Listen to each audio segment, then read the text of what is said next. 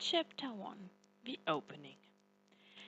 In 1971, two softly glowing spheres of light, one a bright green and the other an ultraviolet color, entered into the room where I was meditating and identified themselves by saying, "We are not separate from you, we are you." From that moment on, my heart opened to new possibilities of life and has continued to open wider each day. Sure, I have the same everyday problems as everyone else. I have a wife and kids. I have to pay the bills and give much of my energy to my responsibilities as a father. But these beings that call themselves angels and appear as beautiful spheres of light have kept me connected to the inner light within my heart, and that light has always led me through the outer circumstances in ways that are hard to believe from the viewpoint of a spectator observing by the sidelines. And know for certain this same inner light is within your heart also. No one is special in the eyes of God. We are all exactly the same, for there is only one spirit that moves through absolutely everything and everyone. It is the simple truth of reality as spoken by St. Thomas in his Gospel of the Christ. God is all around you and within you. It is easy in this modern world, with the images of television and the internet flooding the mind, to forget the truth of our reality. Just look at the moon. I mean, really, look at the moon. It is easy to sense the incredibleness of our existence. So the truth is still the truth, no matter how much men distort it. Sorry.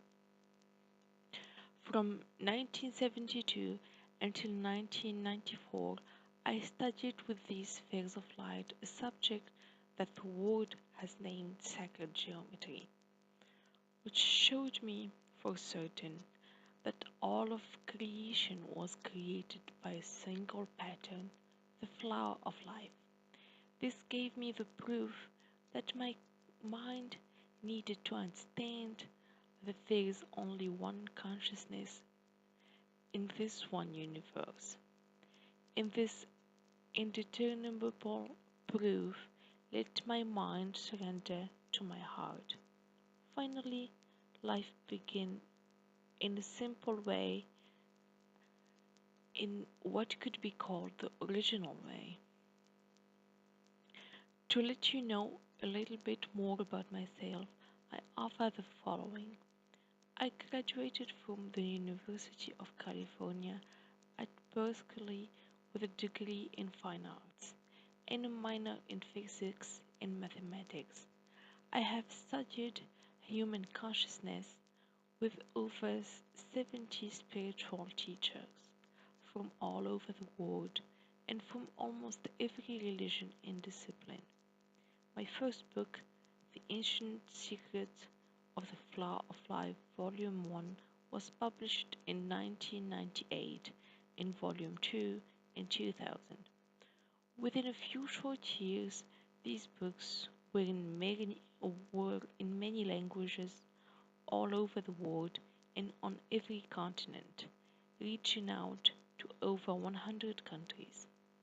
A school on teaching the Merkaba meditation, the human light body, coming from the instructions of the second volume, emerged in 1994 before the books were printed, and soon led to the creation of schools in over 60 countries with over 150 trained teachers. By 2004, a new book, Living in the Heart was published. This work opened up new information about human consciousness that was, and still is, hardly known by the world's population, and it has been kept secret by almost all of the world's spiritual and religious teaching. This, this book has spread worldwide. Slowly, I have been responding to requests and invitations to teach this knowledge in seminars and workshops, lectures, magazines, articles, websites, and on radio and television. And I have at present visited and taught in over 50 some countries. The knowing of this story about the Serpent of Light has come to me slowly in pieces at the beginning, but more quickly in the last 5 years.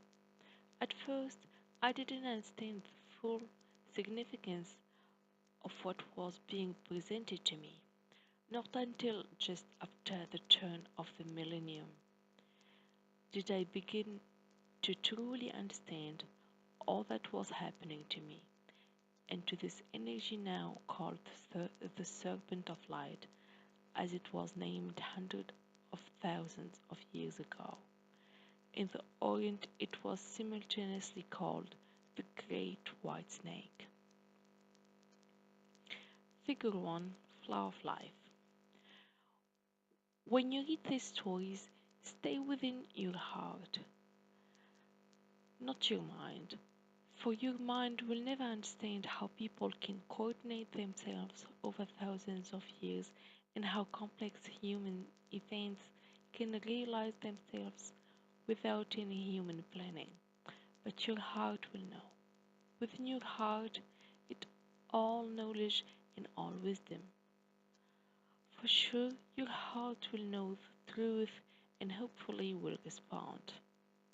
I am using my life stories to give you inspiration to help you find the same place that is in both of our hearts. When you are in your heart, nothing needs to be done to begin change.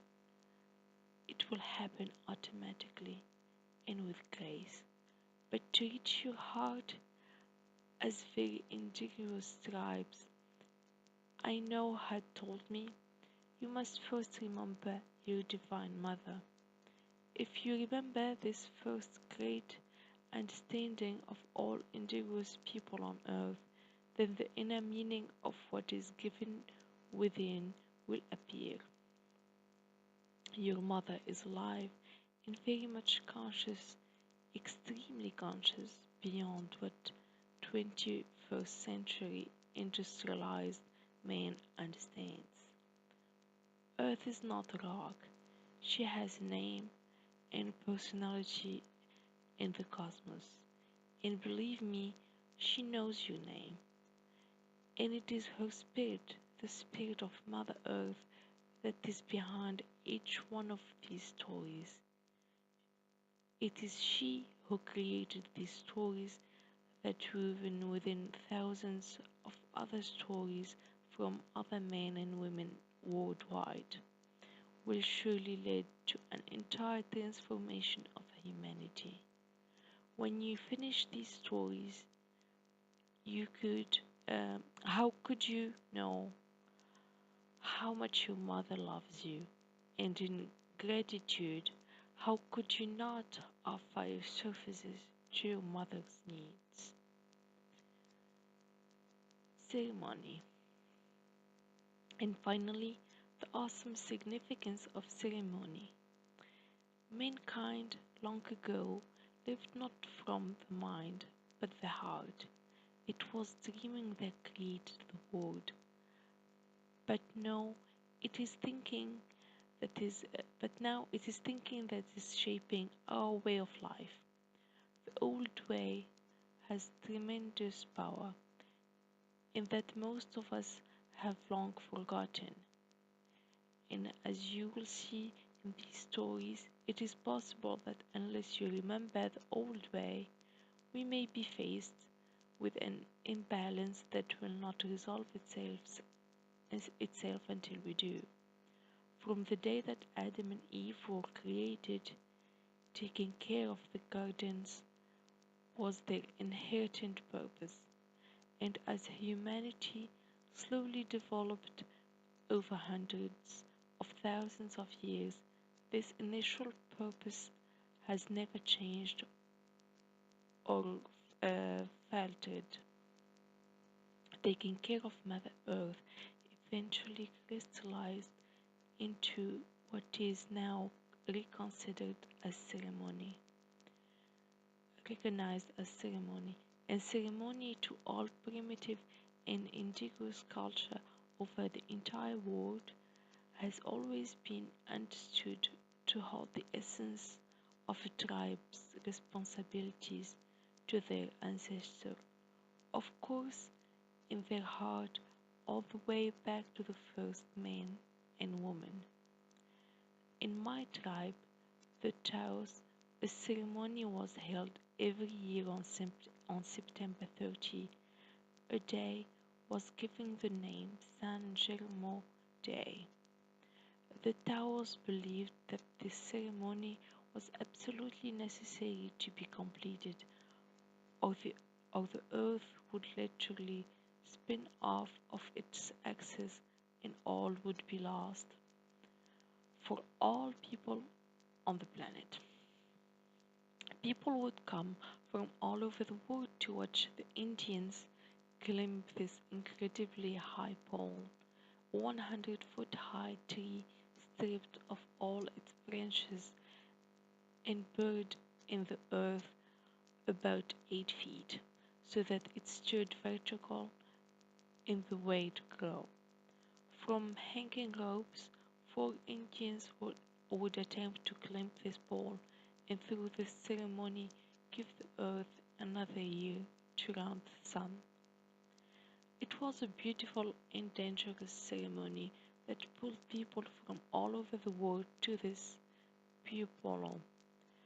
But did they really believe that if the Indians didn't climb this pole, that all would be lost? Hardly. Perhaps one or two, but most of the world believes that the indigenous ceremony is superstition and something that has no grounding in science. To the Indians, Native Americans, however, this is the truth of their reality. They believe it in every cell of their bodies. Mankind has moved away from the heart of the word to the logic of the mind, and their belief is in the chemist, the physics, the physicist, and the mathematician. Science has proven to them that all this ancient belief in ceremony is simply ignorance, and yet modern man has created with its great science, which it is certain it is unlimited truth, with is the ultimate truth, a world on the brink of total destruction in less than 200 years, and perhaps only a few years left to exist if something drastic is not done. Whereas ancient man, with its silly ceremony, managed to sustain itself for millions of years. Perhaps if we wish to survive at all, we should consider this ancient wisdom, at least to understand, even with our logical mind, how it is possible that ceremony actually can create a world imbalance. As a Native American in a white body, I have followed the indigenous ways, as they have shown me the secret to creation. It is not the mind that is so brilliant, but the light of the world that comes from the heart. Creation always begins in the heart, and then it is transferred to the mind. We have forgotten our essence, and if we do not remember it very soon, our great technological mind will lead us into a world of massive pain and worldwide destruction. A world without heart is a mechanical world, separating itself from the reality. That follows the stories of remembering our intimate interconnection with God and the creation process. My stories are given to you so that you also will remember and return into the harmony and flow of the universe. Love is the answer to every question, even the questions of the mind.